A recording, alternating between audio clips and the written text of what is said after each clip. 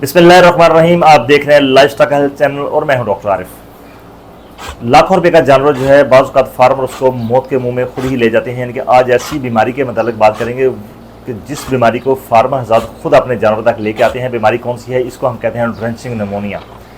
यानी कि जानवर को उत्थू लग जाना, जानवर को गोता लग जाना। ये एक सूरत हाल कब पैदा होती है? जब फार्मर हज़ात जो है वो ऑयल के अंदर बाज़ का तेल जिसको हम कहते हैं, तेल के अंदर बाज़ का मिर्ची मिक्स की होती है, बाज़ का तो सोए सौंफ अजवैन का काढ़ा बनाया होता है। उसको नाल के ज़रिए या बोतल के ज़रिए जब जानवरों को पिलाया जाता है तो जानवरों के सांस की नाली के ज़रिए फेफड़ों में चला जाता है और सूरत हाल जो है वो बहुत ही बुरी हो जाती है, बहुत वर्स हो जाती है। इसके मतलब जो है आज डिटेल के साथ आपके साथ हम बात करेंगे कि ऐसा क्यों होता है। डिटेल इसलिए कि लाखों रुपए के जानवर हमने देखे हैं ज़ाया होते हुए। तो छोटी सी जो बात है वो कोशिश करेंगे कि बात जो है वो को आसानी के साथ समझ आ जाए। आज की वीडियो में हम आपको उसकी अलामात भी बताएंगे और ड्रेंचिंग निमोनिया के दो स्टेजेस हैं, इनके अपर ग्रेड ड्रेंचिंग निमोनिया और लोअर ग्रेड ड्रेंचिंग निमोनिया, उसके बारे में हम बात करेंगे। और इसका जो सबसे बेहतरीन शाफी इलाज है जो कि 3 से 4 दिन के अंदर अंदर जानवर जो है मुकम्मल ठीक हो जाए। 20-22 साल का अपना तजर्बा आपके साथ शेयर करेंगे ताकि आपका लाखों का जानवर जो है बच जाए। वीडियो जो है उसको आगे मज़ीद बढ़ाने से पहले आपको छोटा सा क्लिप सुनाते हैं जिसकी वजह से आज वीडियो जो है वो बनानी पड़ गई। एक मजदूर बंदे हैं, उनका जो जानवर है उन्होंने कुर्बानी के लिए रखा हुआ था और उसको उन्होंने ड्रेंच किया। अब फार्मर की पहले बात सुन रहे थे, फिर आगे चलते हैं। अच्छा, इनू की दिता तुसीं अपने बेड़े नू? बेड़े में जनाब दिता है। मेरा दिल आ गया कि मैंने आटे वाला पानी पिलाना। आटे वाला पानी लिया, घरों आटा लिया, थोड़ा नमक लिया, एक चमच वो मिलाया, दावड़े बिच पाया तो ये अगे रखे, उन्हें नहीं पीता। मैं मुड़े ने अंदरों आख्या भी नालका लिया, मैं नालके के 3-4 भरे तो ये अंदर जोर आ सुटना। खुद नहीं पीते, मैं जोर नाल लिखे नालके 3 नालके ला लो या 4 ला लो, 2 किलो पानी है। अच्छा, जिस टाइम तुसीं इन्होंने नालके नाल चीज़ पिलाई है जीभ फड़ी दी हत्थ विच?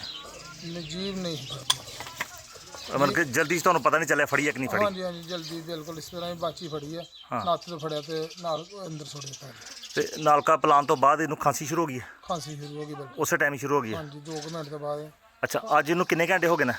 अज इनू परसों तकरीबन 3 बजे की गल है, नमाज पढ़ के पेशी दी उस तो बाद की गल है। अच्छा, हुण कितनी देर हो गई नहीं बैठा है? बैठा कल तो बैठा ही नहीं, 1 मिनट भी नहीं बैठा। इनके तकरीबन 48 घंटे हो गए बैठा नहीं है? बैठा नहीं। पट्टे खाते ना? पट्ठे भी नहीं खाते। पट्ठे भी नहीं खाते? पूरी निगरानी की थी, बैठा कि नहीं बैठा, नहीं पर बैठा नहीं है? नहीं बैठा। अच्छा,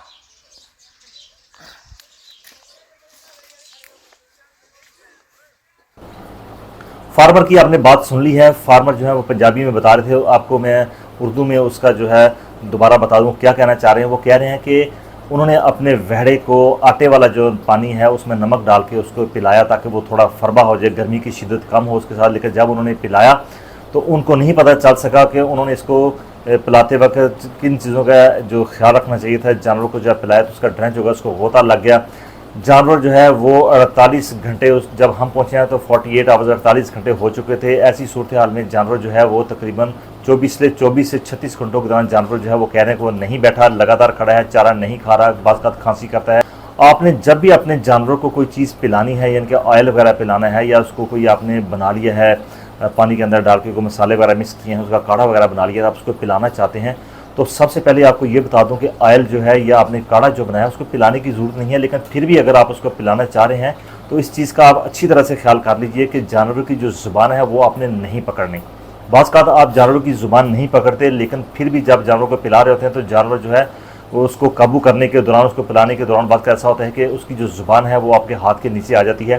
तो जानवर को जो हम चीज़ पिलाते हैं वो सीधी सांस की नाली के जरिए उसके फेफड़ों में चली जाती है।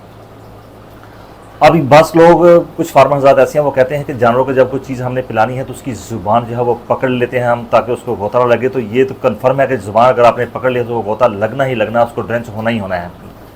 कैसे होता है कि अब काफ़ी हज़ात जो है वीडियो देख रहे हैं, आपने अब किसी फार्मर को समझाना है तो उसको ये बताएं कि वो अपनी ज़ुबान जो है वो अपने हाथ से पहले पकड़ें, पकड़ के फिर वो पानी का घूंट भरने की कोशिश करें। आया घूंट भरा जाता है? तो जब आप ज़ुबान को पकड़ेंगे तो पानी का घूंट जो है वो नहीं भरा जाएगा, क्योंकि ज़ुबान ही ऐसी है कि जो चीज़ों को अंदर ले जाने में मदद देती है। ख़ास तौर पर जब हम पानी पी रहे होते हैं तो फिर भी वो अंदर जो है उसको ले जाने में मदद देती है, या जब जानवर चारा वगैरह खा रहे होते हैं फिर भी ज़ुबान जो है उस चारे को, जो पिसा हुआ चारा है, अंदर ले जाने में मदद करती है। अगर ज़ुबान जो पकड़ी गई, आपने हाथ से पकड़ ली या आपके हाथ के नीचे आ गई तो जो आप लिक्विड पिला रहे हैं वो सीधा फेफड़ों में चला जाता है। फेफड़ों में चला जाता है तो फेफड़े जो है मुकम्मल तौर पर सूज जाते हैं, उनकी स्वेलिंग हो जाती है। अब इसकी जो अपर ग्रेड और लोअर ग्रेड की मैंने आपके साथ बात की थी, उसको बताने से पहले आपको जानवरों की सूरत हाल मैं बता दूं कि आप ये देखें कि वो किस कदर तकलीफ में है।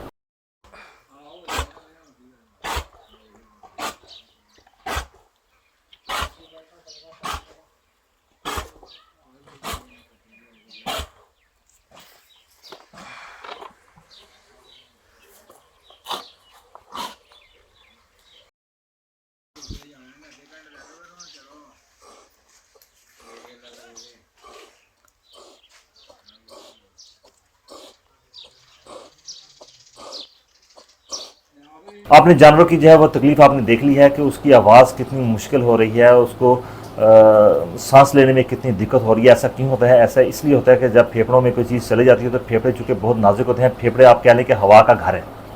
जब उनमें बाहर से कोई लिक्विड चीज़ अंदर जाएगी तो वो फ़ौरन से पहले सूज जाएंगे, स्वेलिंग हो जाएगी, काफ़ी हद तक सूज जाते हैं। जो ही जानवर जो है बैठने की कोशिश करता है तो फिर सारा का सारा जो जोर है जब वो फेफड़ों पर आके पड़ता है तो तकलीफ की वजह से फ़ौरन खड़ा हो जाता है, बैठ नहीं सकता जानवर। जो अपर ग्रेड निमोनिया है वो ये है कि पिलाते वक्त ही जो ही आपने जानवर को पिलाया है तो 2 से 3 घंटों के अंदर अंदर वो इतनी ज़्यादा सिवियरिटी होती है कि जो चीज़ आपने पिलाई हुई है वो उसी वक्त उसके नाक के ज़रिए बाहर आ जाती है। बाज़ का हमने जो बनोले के बीज हैं वो भी हमने नाक के ज़रिए निकलते हुए देखे, मिर्चें हैं वो भी नाक के ज़रिए निकलती देखी। जानवर जो है वो 12 घंटे के अंदर अंदर मौत के मुँह में चला जाता है। लोअर ग्रेड जो है उसमें जो है वो थोड़ा जो है लिक्विड अंदर गया होता है। जानवर में जो रिकवरी फेज़ है वो तकरीबन 48 घंटे तक जानवर जो है उसको बचाने की कोशिश की जा सकती है। अब आ जाते हैं इसकी अलामात की तरफ। इसकी अलामात को अगर हम देख लें तो जो अपर ग्रेड अलामात है उसमें सबसे पिलाने से फ़ौरन बाद जो है जानवरों को शदीद किस्म की खांसी शुरू हो जाती है और वो खांसी बहुत ज़्यादा हार्श होती है और लगातार खांसी हो जाती है। जानवरों के अगर आप पसलियाँ देखेंगे तो वो बिल्कुल ऐसे हिल रही होती हैं जैसे कि चूँकि है ही निमोनिया तो निमोनिया में ही हिलती हैं। ये ऐसा निमोनिया है ना ये वायरल है ना या बैक्टीरियल है, बल्कि इस निमोनिया में मसला क्या होता है कि सेकेंडरी बैक्टीरिया का जो इन्फेक्शन है वो हो जाता है, बहुत जल्दी हो जाता है, क्योंकि जो डिफेंसिव मैकेनिज्म है जो जरासीम से बचाने के लिए जिसम को जो स्किन के बाद जो है वो है लंग्स, यानी कि फेफड़े जो है वो हमें बीमारियों से, काफ़ी सारी बीमारियों से, इनके जो बैक्टीरियल डिजीज़ है बैक्टीरिया से हमें बचाते हैं, तो वो खुद ही इसका शिकार हो जाते हैं। अलामत में सबसे पहले अगर देखेंगे एक तो शदीद किस्म की खांसी है, सांस लेने में दुश्वारी जानवर को होती है, जानवर जो है वो खड़ा रहता है बहुत ज़्यादा देर के लिए, बैठता बिल्कुल भी नहीं है। ये अपर ग्रेड की बात कर रहा हूँ। जो लोअर ग्रेड है इसमें जानवर जो है वो बैठता है लेकिन सिर्फ 5-10 मिनट बैठता है, फिर दोबारा खड़ा हो जाता है। लेकिन जो अपर ग्रेड है उसमें जानवर बिल्कुल भी नहीं बैठता। जानवर को 24 घंटों के बाद जो है वो शदीद किस्म का बुखार बाज़ का देता है। बाज़ में जो बुखार की शिद्दत है वो थोड़ी दरमियाने की दर्जे की रहती है। जब शदीद बुखार हो जाता है इसका मतलब ये है कि इन्फेक्शन बहुत ज़्यादा शदीद हो चुकी है।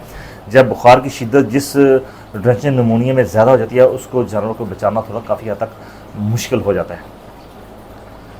अब लोअर ग्रेड जो निमोनिया है उसमें ड्रेंचिंग निमोनिया है उसमें बात का फार्मर को बिल्कुल भी पता नहीं चलता कि इसको ड्रेंच हो चुके हैं, इनको ड्रेंचिंग हो चुकी है कि नहीं, इसको गोता या उथू लग चुका है। जब वो एक हफ्ते के बाद हमें जानवर को चेक करवाता है तो उसकी जो शिकायत है वो ये होती है कि जनाब चारा जो है वो बिल्कुल भी नहीं खा रहा है, जानवर जो है कभी कभी खांसी करता है, बैठता बहुत कम है, ज़्यादा खड़ा ही रहता है।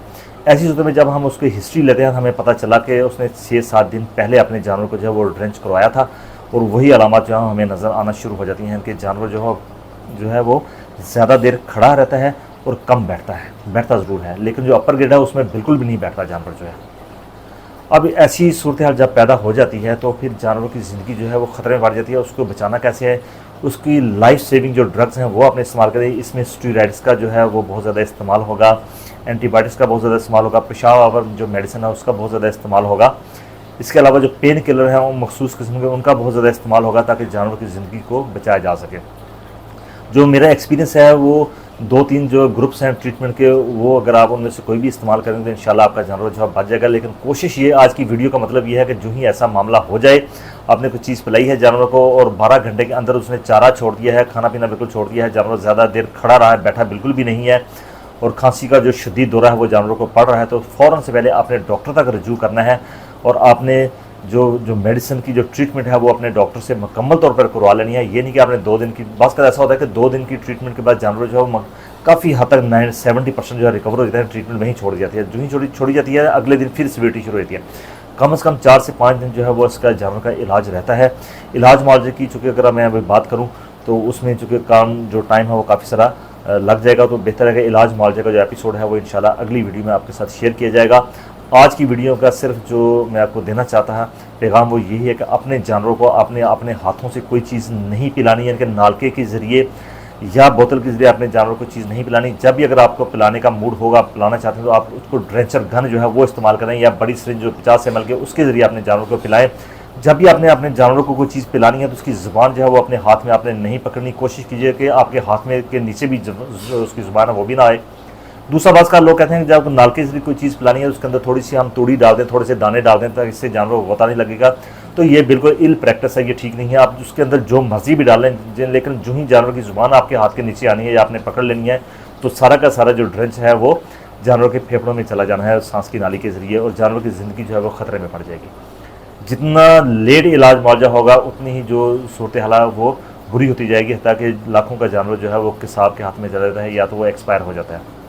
तो अपने जानवरों को पिलाने से इज्तनाब कीजिए। जब भी आपको कोई चीज़ पिलानी है तो डॉक्टर के मशवरे से और जो ड्रेंचर गन है उसके ज़रिए आपने पिलानी है।